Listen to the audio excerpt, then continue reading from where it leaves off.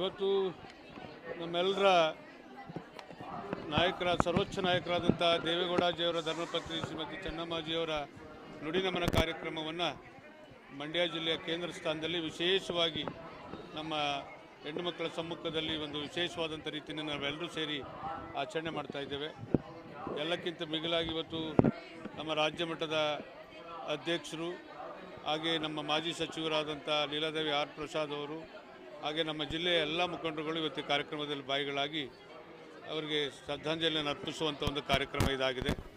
ಇದೇ ತಿಂಗಳು 30ನೇ ತಾರೀಕು ವಿಶೇಷವಾದಂಥ ರೀತಿಯಲ್ಲಿ ನಮ್ಮ ಜಿಲ್ಲೆಯಲ್ಲಿ ಇವತ್ತು 1 ಲಕ್ಷಕ್ಕೂ ಹೆಚ್ಚು ಅವರ ಆಹ್ವಾನದ ಪತ್ರಿಕೆಯನ್ನು ವಿತರಣೆ ಮಾಡುವಂಥ ಕಾರ್ಯಕ್ರಮವನ್ನು ನಾವು 8 ವಿಧಾನಸಭಾ ಕ್ಷೇತ್ರದಲ್ಲಿ ಮಾಡಿದ್ದೀವಿ.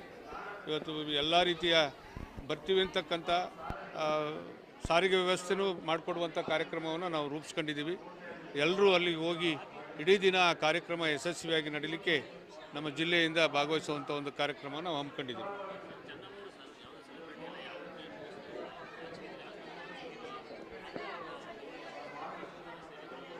ಹೌದೌದು, ದೇವೇಗೌಡಜಿಯವರ ಒಂದು ಶ್ರೇಯಸ್ಸಿನ ಹಿಂದೆ ಚೆನ್ನಮ್ಮಾಜಿಯವರ ಒಂದು ಶ್ರಮ ಇತ್ತು ಅನ್ನೋದಕ್ಕೆ ಅದೇ ಸಾಕ್ಷಿ.